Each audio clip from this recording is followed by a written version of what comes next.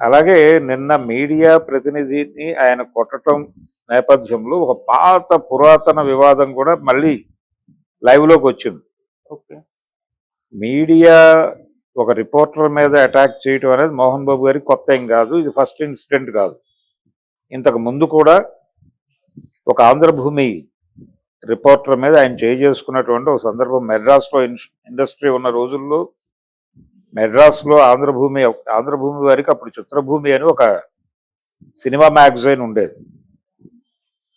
ఆ cinema magazine బాధ్యతలు చూస్తున్నటువంటి ఒక వ్యక్తి మీద ఆయన చేసుకున్నాడు. అది పత్రికల్లో అచ్చైన కథ. ఇది కూడా కల్పన కాదు. ఓకే. ఆ పేపర్ కట్టింగ్స్ దొరికితే ఇప్పుడు సర్క్యులేట్ అయి ఉండేవి. కానీ ఆ మాట మాట్లాడుతున్నారు, చాలామంది రాసేశారు. అయితే ఎందుకు జరిగింది అన్న దగ్గర తప్పుగా దాన్ని చెప్పే ప్రయత్నం జరుగుతోంది. అది ఇబ్బంది. యాక్చువల్గా ఆ రోజు జరిగింది ఏంటంటే, మోహన్ బాబు గారి మొదటి భార్య అదే మంచు విష్ణు గారి తల్లి గారు చనిపోయారు. ఎలా చనిపోయారు? ఆవిడ న్యాచురల్గా ఆవిడకి అనారోగ్యంతో చనిపోలేదు. అనారోగ్యంతో అని రాస్తున్నారు కానీ వెబ్సైట్లో అక్కడ కాదు. కిచెన్లో జరిగినటువంటి ఒక అగ్ని ప్రమాదంలో ఆవిడ చనిపోయారు. చనిపోవడంలో ఈయన పాత్ర ఏదన్నా ఉందా అన్న ఒక హింట్ ఇస్తూ ఆ వార్త రాశారు అక్కడ. అందుకని కోపం వచ్చి వెళ్ళి ఘర్షణ పడ్డాడు. అంటే మిగిలిన అన్ని పేపర్లలోనూ మామూలుగానే ఒక ప్రమాదంగానే చూపించారు దాన్ని. ఆవిడ చెల్లెలనే చేసుకున్నాడు ఈయన. అయితే ఆ ప్రమాదాన్ని ప్రమాదంగానే మిగిలిన పేపర్లు రాశారు. కానీ ఒక్క చిత్రభూమి మాత్రమే ఇందులో ఈ కోణం ఉండే ఛాన్సెస్ ఉన్నాయి అన్న టోన్లో కథనం నడిచింది. దాని మీద రియాక్ట్ అయ్యి ఆయన కొట్టాడు ఆ రోజు. సో ఇలా అది మొదటి దాడి. ఇది మరొకసారి దాడి చేశాడు ఆయన. ఇది మోహన్ బాబు గారి బిహేవియర్కి సంబంధించి ఆయన అక్వైర్ చేసిన ప్రాపర్టీసు. ఈ ప్రాపర్టీస్ అక్వైర్ చేయటంలో రకరకాల అభిప్రాయాలు ఉన్నాయి ప్రపంచానికి. అంటే ఈయన దగ్గరికి సంపద పోగుపడటం వెనకాల ఇందాక మనం చెప్పుకున్నటువంటి రామారావు గారి సూట్ కేసులు బట్వాడా కార్యక్రమంలో ఈయన కొన్ని సూట్ కేసులు తరలించాడు అనేటువంటి ఒక ఆరోపణ, దాసరి గారికి సంబంధించి ఒక ఆరోపణ, ఇలా కొన్ని ఆరోపణలు ఉన్నాయి ఆయన మీద. ఇవన్నీ ఉండటం వలన ఈజీగా మార్క్ చేయగలుగుతున్నారు మోహన్ బాబు. ఇది ప్రాబ్లం. ఇప్పుడు పిల్లలకి సంబంధించి ఆయన తనదైన క్రమశిక్షణ అనే మాట ఎక్కువ వాడతాడే. ఈ క్రమశిక్షణ అనేది వాడటం, అలాగే అవతల వాళ్ళ మీద చేసుకోవటానికి సంబంధించి కూడా ఆయన ఆ వీడియోలో చెప్పాడు. సినిమాలకు సంబంధించి షూటింగ్లప్పుడు నేను చేసుకున్నాననే వార్తలు ఉన్నాయి ప్రపంచంలో. కానీ వాళ్ళు సహకరించకపోవడం వలన, డబ్బులు తీసుకుని కూడా సహకరించకపోవడం, ఒక హీరోయిన్ మీద చేసుకున్నాడనే మాట కూడా ఉంది. సాక్షి శివానంద్ ఎవరో అంటే ఆయనతో కలెక్టర్ గారి సినిమాలో నటించిన అమ్మాయి, ఈయన ఏదో సందర్భంలో చేసుకున్నాడనే ఒక బయటకి అధికారికంగా రాలేదు కానీ ఒక ప్రచారం ఉంది. ఇలా చిత్తూరు జిల్లా కలెక్టరేట్ మీద దాడితో మొదలు పెడితే చాలా విషయాలు పేపర్కి ఎక్కేసిన వార్తలే ఉన్నాయి ఆయన మీద, ఆయన ట్రాక్ రికార్డుకు సంబంధించి. అందుకని ఇదే ధోరణి, ఇదే బుల్డోజ్ చేసే ధోరణి ఆయన కుటుంబ సంబంధాల్లో కూడా ప్రవేశపెట్టి ఉంటే దాని విష పరిణామమే ఇది. దీనికి అంటే ఆయన మధ్య వాళ్ళ అబ్బాయితో చేసినటువంటి ఒక సినిమా ఉంది, మంచు విష్ణు నటించిన సినిమాలో బ్రాహ్మణ సామాజిక వర్గం మీద కొన్ని సెటైర్లు ఉన్నాయి. సెటైర్ మాత్రమే, కామెడీ కోసం చేసినటువంటి కొన్ని సన్నివేశాలు ఆ సమూహాన్ని ఇబ్బంది పెట్టి వాళ్ళు వాటిని తొలగించమని అడిగారు. ఆ నిర్మాత దర్శకులు అంగీకరించలేదు. దాని మీద వాళ్ళు గాయపడి మోహన్ బాబు ఇంటి ముందు ధర్నా చేసినప్పుడు వాళ్ళ మనుషుల్ని, అంటే ఇదే ప్రైవేట్ ఆర్మీ ఆ రోజున కూడా, వాళ్ళు అటాక్ చేసినప్పుడు వీళ్ళు బయటికి వెళ్ళి ప్రెస్ మీట్ పెట్టి తిట్టారు ఆయన. జొన్న విత్తులు లాంటి వాళ్ళు ఆ సందర్భాన్ని ఉటంకిస్తూ వాళ్ళ శాపమే ఇప్పుడు తగిలి ఇలా కొట్టుకుంటోంది అని కూడా వ్యాఖ్యానాలు చేస్తారు. అయిపోయింది స్టోరీ. ఇలా ఆయనకున్న ట్రాక్ రికార్డు వలన ప్రపంచం అంతా కూడా విషయాన్ని ఆ కళ్ళజోడులోంచి చూస్తోంది. అది ఇప్పటికైనా ఆయన తెలుసుకోవడం మంచిది. ఈ వివాదం ఆల్రెడీ కోర్టు పరిధిలోకి వెళ్ళిపోయింది. లీగల్గా ఆల్రెడీ ఒక ఒక అంటే ఇక్కడ రాచకొండ సిపి గారు ఇద్దరికి సీరియస్గా వార్నింగ్, ముగ్గురికి ఓకే. ఫర్దర్గా విచారణకు హాజరు కావాల్సి ఉంటుంది 24th ఆయన మోహన్ బాబు గారు. ఒకవేళ ఆరోగ్యం బాగోకపోతే మళ్ళీ పిటిషన్ వేసుకుంటాడు, మన రామ్ గోపాల్ వర్మ గారు వేసుకున్నట్టుగా. బహుశా ఆ వివాదం దృష్టిలో పెట్టుకునే మంచు విష్ణు గారు మర్యాదపూర్వకంగా సిపి గారిని కలిసి కోర్టులో ఇష్యూ అయిన పేపర్స్ ఏవో అక్కడ సమర్పించుకుని బయటపడ్డాడు ఆయన. ఓకే. కానీ ఇది ఎక్కువ కాలం ఉండదు అనే విషయం ఆయన చెప్పేశాడు. ఈ వెసులుబాటు అనేది మేము విచారణ జరుపుతాము, ఎందుకు జరిగింది, ఎవరెవరు ఇన్వాల్వ్ అయ్యారు, గొడవ ఏంటి అనేది దానికి సంబంధించి మేము మా పద్ధతిలో చేస్తాం, ఫర్దర్గా మీరు సెటిల్ చేసుకోవడానికి ట్రై చేయండి కానీ ఇష్యూ పెంచుకోవడానికి చేయొద్దు అని చెప్పాడు ఆయన. చెప్పడంతో పాటు ఆయన ప్రధానంగా చెప్పిన మాట ఏంటంటే, సిపి నుంచి బాబు ఎవరికి వారికి ప్రైవేటు సైన్యం ఉంది, మంచు మనోజ్ స్టాఫ్ అంటున్నారు, స్టాఫ్లో బౌన్సర్స్ కూడా భాగస్వాములే, ఆయనకి స్టాఫ్ బౌన్సర్లు వ్యవస్థ ఉంది, విష్ణుకి మోహన్ బాబుకి ఉంది.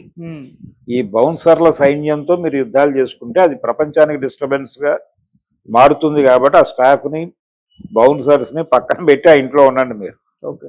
ఎవరికి వారు ప్రైవేటు సైన్యాన్ని పెట్టుకుని ఒకే చోట ఉంటే ఈ ప్రైవేటు సైన్యాల మధ్య కూడా ఘర్షణలు జరగచ్చు కదా, అందుకని డోంట్ అలో ప్రైవేట్ సైన్యం అనే మాట కూడా సీరియస్గా చెప్పాడు ఆయన. అవును, ఇది పరిస్థితి. ఈ మొత్తం వివాదంలో ఈగో క్లాషెస్ ఉన్నాయి. ఇక్కడ మనోజ్కి కొంత సఫకేషన్ ఉన్నట్టుగా అర్థమవుతుంది. రకరకాల కోణాల్లో కోడలు తప్పుదారి పట్టించింది అనే ప్రస్తావన చేస్తున్నాడు ఆయన. ఆ మాట మీద కొంచెం వాళ్ళు రియాక్ట్ అవుతున్నారు అటువైపు నుంచి. ఆ అమ్మాయికి మదరు ఫాదరు లేరు, అక్కగారు పాలిటిక్స్లో ఉంది ఆవిడ. నిజానికి ఆ రోజున ఈ పెళ్లి ఇష్టం లేదు మోహన్ బాబుకి, విష్ణుకి ఇష్టం లేదు. అది మోహన్ బాబు మీద ఇంపోజ్ అయి మోహన్ బాబు వ్యతిరేకంగా మారాడు అనేది ఆ రోజున మనోజ్ ఆర్గ్యుమెంట్. దీనికి వాళ్ళు ఎస్టాబ్లిష్ చేసిన ఫ్యాక్ట్ ఏంటంటే, పొలిటికల్ రైవలరీ ఉంది. ఎవరికి? ఇప్పుడు విష్ణు వైఫ్కి జగన్మోహన్ రెడ్డితో రిలేషన్ ఉంది. జగన్మోహన్ రెడ్డి శిబిరానికి అలాగే భూమా శిబిరానికి ఉన్నటువంటి వ్యతిరేకత వలన ఆ ఫ్యామిలీ అమ్మాయి ఈ ఫ్యామిలీలోకి రావడాన్ని ఈ అమ్మాయి ఆమోదించకపోవడం వలన ఆయన అడ్డుకు చెప్పి తండ్రితో కూడా తను అనుకున్న పద్ధతిలో మాట్లాడించాడు అనేది ఆ రోజున ప్రపంచానికి ముందు ఎస్టాబ్లిష్ చేశారు వీళ్ళు. ఇది ఒక గొడవ. తర్వాత ఇప్పుడు వాళ్ళు ఎవరితోనూ లేరు, కొంచెం టీడీపీకి దగ్గర కావాలనే ప్రయత్నం చేస్తున్నారు. అందులో భాగంగానే లోకేష్తో మీట్ అయ్యాడు ఆయన విష్ణు. ఈ లోకేష్తో కలవటం అనేది ఫీజు రియంబర్స్మెంట్ నిధులు ప్రభుత్వం నుంచి సక్రమంగా తెచ్చుకోవటం కోసము, దాంతోపాటు వాళ్ళ ఇన్స్టిట్యూషన్కి సంబంధించి కంప్లైంట్స్ లాంచ్ అయి ఉన్నాయి, వాటిని ప్రాపర్గా సెటిల్ చేసుకోవటానికి కావచ్చు అని వినిపించింది. కానీ తెలుగుదేశంతో ఒక రిలేషన్ మెయింటైన్ చేయడానికి కొద్ది కాలంగా వాళ్ళు ప్రయత్నాలు చేస్తున్నారు. ఆ మధ్య వీళ్ళ కుటుంబంలో ఎవరిదో వివాహం జరిగితే వెడ్డింగ్ కార్డు ప్రత్యేకంగా మోహన్ బాబు స్వయంగా తీసుకెళ్లి చంద్రబాబుకి ఇచ్చాడు. ఇది గొడవ ఈ లెవెల్లో. అంటే మోహన్ బాబు కంట్రోల్డ్ బై విష్ణు, తద్వారా తనని ఒక రకంగా బయటకు మార్కెట్కి నెగిటివ్గా ప్రొజెక్ట్ చేసి ఒక తిరుగుబోతుగా, తాగుబోతుగా, ఒక జులాయి కొడుకుగా, సంపదని నాశనం చేసేటువంటి కొడుకుగా ప్రొజెక్ట్ చేసి తద్వారా నా జీవితాన్ని భూస్థాపితం చేయడానికి వాళ్ళు ప్రయత్నం చేస్తున్నారు. పర్సనల్ క్యారెక్టర్ అసాసినేషన్ జరుగుతోంది, దాన్ని ఒక ఉద్యమంలా చేస్తున్నాడు మంచు విష్ణు అనేది ప్రధానమైనటువంటి ఆరోపణ. అంటే దీనిలో ఆస్తులు కలిసి ఉన్నాయి. ఇప్పుడు వాళ్ళు ఉంటున్నటువంటి ఆ ఫామ్ హౌస్ లేకపోతే మంచు సామ్రాజ్యం అని చెప్తున్నారు, 6 ఎకరాలు ఉంటుంది. అది ఆ 6 ఎకరాలకి సంబంధించి కూడా ఒక వివాదం ఉంది మార్కెట్లో. అంటే అది సౌందర్య గారు ఆవిడ లైమ్ లైట్ లో ఉన్న రోజుల్లో కొన్ని ప్రాపర్టీస్ కొన్నారు. ఆ టైంలో ఆవిడ ఇది తీసుకున్నారని ఈ ప్రాపర్టీ అయితే ఆవిడ ఏదో కారణం చేత ఆ డాక్యుమెంట్స్ అవన్నీ వీళ్ళ కస్టడీ, అంటే వీళ్ళ సినిమాల్లో ఆవిడ తరచూ నటించేవారు. ఆ సందర్భంగా దీని క్లియరెన్స్లు ఇవన్నీ కాగితాలు ఈయన దగ్గర ఉండటం, ఆవిడ చనిపోయిన తర్వాత వాళ్ళ తల్లిదండ్రులు అడిగినప్పటికీ అదేదో రకంగా వాళ్ళతో సెటిల్ చేసుకుంది. అది ఈయన తన పేరుతో చేసుకున్నాడని మోహన్ బాబు ఒక గొడవ ఉంది. అక్కడ కూడా ఒక చిన్న ఆ ఫ్యామిలీని ఆయన కొంచెం ఇబ్బంది పెట్టి ఏదో తక్కువ రేటుకి అది సెటిల్ చేసుకునే ప్రయత్నం చేశాడు అనే ఒక అభిప్రాయం ఆల్రెడీ సర్క్యులేషన్లో ఉంది. అది ఆ రోజు నుంచి ఇలా ప్రతి చోట ఒక వివాదము ఇంక్లూడ్ అయి ఉంది. మోహన్ బాబు గారు ఎక్కడ వేలు పెట్టినా అక్కడ ఒక వివాదం కూడా వెంట ఉండటం అనేది కనిపిస్తుంది. ఇందులో వాస్తవాలు లేవు అని ప్రతి ఇష్యూలోనూ చెప్పుకోవడం కష్టమైపోతుంది. ఇలా సౌందర్య గారు ఇది సెటిల్ చేసుకున్నాడు అనేది ఒక వెర్షన్. అసలు ఈయన కబ్జా చేశాడు సౌందర్య ఆస్తిని అని కూడా ఆ రోజున వ్యాఖ్యానాలు నడిచినాయి బయట. ఎందుకు ఇలా డిస్ప్యూట్ మీద డిస్ప్యూట్ జయంతి మీద చేసుకుంటే రాజ్ కుమార్ గారు పిలిచి కోపడ్డాడని, ఎందుకు ఈ వివాదాలు ఇన్ని జరుగుతున్నాయి, దాసరి గారి పెద్ద కోడలు ఎందుకు ప్రెస్ మీట్ పెట్టి మాట్లాడింది, ఇలా 100 ఉన్నాయి ఆ కుటుంబానికి సంబంధించి. ఈ వివాదాలన్నీ ఉండటం వల్లనే ఇప్పుడు ఇది ప్రపంచానికి ఆశ్చర్యం కలిగించటం లేదు. ఇదేదో జరగాల్సింది జరుగుతోంది అనటంలో మాట్లాడుతున్నారు కొంతమంది. జొన్నవిత్తులు గారు ఆ రోజున బ్రాహ్మణుల మీద దాడి చేయించావు, నువ్వు దాని ఫలితం అనుభవిస్తున్నావు అని ఆయన వర్షన్ ఆయన చెప్పుకుంటున్నాడు. ఇలా ఎవరి యాంగిల్లో లక్ష్మీ పార్వతి గారు రియాక్ట్ అయ్యారో లేదో నాకు తెలియదు. మేబీ ఆవిడ కూడా నెగిటివ్ గానే రియాక్ట్ అవుతారు. అంటే ఆవిడకి పెయిన్ ఏంటంటే ఆ రోజున అక్కడి నుంచి దారి తప్పినటువంటి సూట్ కేసుల్లో కొన్ని సూట్ కేసులు ఈయన దగ్గరికి చేరినాయని, ఆ చేరినవి అకౌంట్ లేదని, అందుకనే టీడీపీలోకి ఈయన ఎంట్రీ సుముఖంగా లేదు. అంటే అక్కడ ఫ్యామిలీ భువనేశ్వరి గారు మోహన్ బాబు గారి ఉనికి పట్ల ఆవిడ ఇష్టంగా లేరు అని ఇలా ఉన్నాయి. అలాగే నాది అయినటువంటి హెరిటేజ్ని వీళ్ళు వాంటెడ్గా కబ్జా చేసి నన్ను గెంటేశారు అని ఆయన జగన్మోహన్ రెడ్డి గారితో సన్నిహితంగా ఉన్న సమయంలో సాక్షికి ఇచ్చినటువంటి ఒక ఇంటర్వ్యూలో ప్రముఖంగా ప్రకటించారు. అది కూడా కొంత కారణం ఈయన టీడీపీతో సయోధ్య కోసం ప్రయత్నం చేసినా దగ్గరికి రానివ్వకపోవడానికి. ఇది టోటల్గా మోహన్ బాబు గారి క్యారెక్టర్కి సంబంధించిన గొడవ. ఎన్ని వివాదాల మధ్య ఉండటంతో ఆయన షిరిడి సాయిబాబా ఆశీస్సులు క్రమశిక్షణ అని చెప్పినప్పటికీ ప్రపంచం ఆయన్ని ఇంకోలానే చూస్తోంది. నేను ముక్కుసూటి మనిషిని, అందువల్లనే నా చుట్టూ ఈ వివాదాలు అంటాడు ఆయన. అలా ముక్కుసూటిగా ఉన్న వాళ్ళందరి చుట్టూ ఇన్ని వివాదాలు లేవు. వివాదాలు ఉన్నాయంటేనే మీలో ఏదో ఒక ఏరియాలో ప్రాబ్లం ఉంది. ఆయన ఇప్పుడు ఆ జర్నలిస్ట్ మీద అటాక్ చేసిన తర్వాత విష్ణు గారు ఒక మాట అన్నాడు, వారితో మేము రెగ్యులర్ టచ్లో ఉన్నాము, ఆ కుటుంబానికి ఏ సాయం కావాలన్నా మేము చేస్తున్నాము, వారు అలాంటి అభిప్రాయాలతో లేరు, మా మీద నెగిటివ్ ఒపీనియన్స్తో లేరు అని ఆయన చెప్పాడు. చెప్పిన ఒక 20 నిమిషాల్లో ఆయన రిప్రజెంట్ చేస్తున్నటువంటి ఛానల్ హెడ్ ఒక వీడియో చేసి సోషల్ మీడియాలో పెట్టాడు.